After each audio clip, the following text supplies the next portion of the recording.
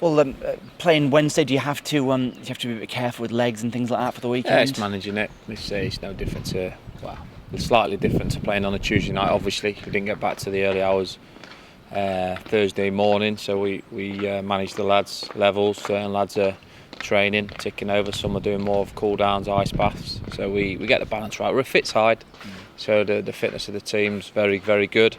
And like you say, it's making sure you get the balance right so the players aren't fatigued. Okay. With the two cup defeats, very different performances within that. Do you have to guard against losing a little bit of confidence? Not really, no. To be honest, because if you look at even the Chesham game, we 30 attempts at goal, 20 corners. On another game, play that game 9 times out of 10, you don't win. You win 5, 6. It's as simple as that. Obviously, people look at results. Well, a certain amount of people look at results and not necessarily performances, but certainly in both cup ties we've deserved to go through. Unfortunately, that hasn't happened. That's cup football. Now we're back to the league, the bread and butter.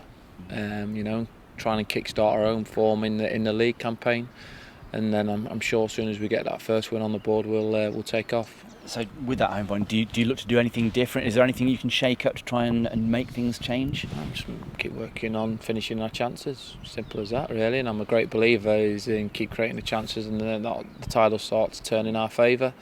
We tremendous mentality of the group, to put behind them blips. I mean, it could have affected us Wednesday night in the Southend performance, the result on Sunday, but it didn't.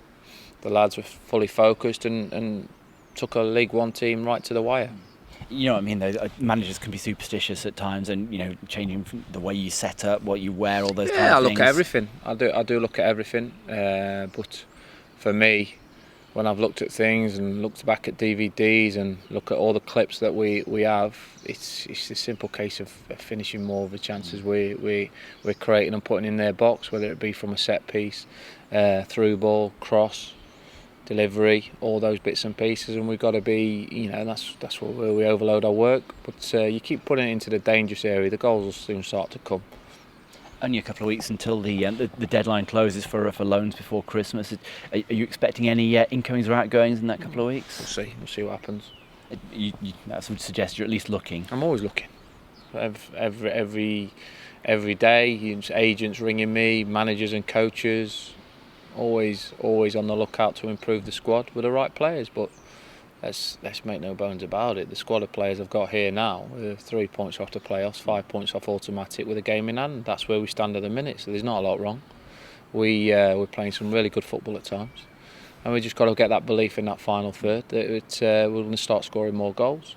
So for a player to come into this squad, it has to be obviously better, and to come into my starting 11, not necessarily into the squad, to be honest with you, because I've got squad players already at the club, and for me, they cost a fair bit of money, and they need to be the right players to come in and to improve us, and that's the key. This club's panicked in the future, massively panicked, with some bad signings. I don't mind admitting it, some bad signings over the years, and paying far too much salaries on bad signings. So we've put inquiries into loads of players over the last week or so, but for whatever reason they haven't come off, so we'll keep going until we get the right ones. Okay, so Carlisle this weekend, obviously a long trip for them, and they seem to be a side where there's always something happening, goals being scored or conceded. It is League Two. You look at how tight it is all over the place. That's what League Two is at the minute. There's nobody really, barring probably Plymouth, that are putting consistently, and that's why they've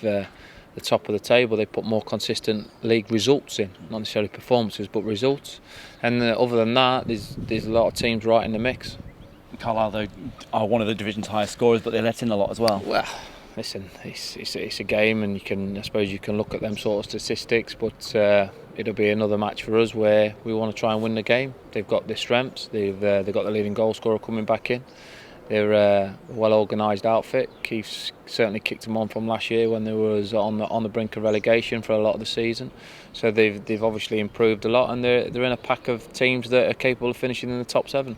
But you know that if you win, then you go above them. Listen, we respect the opposition. We don't fear anybody. We don't. And I think you can see that within our play. We're a high-tempo team, likes to play football on the front foot, and we'll continue to do that.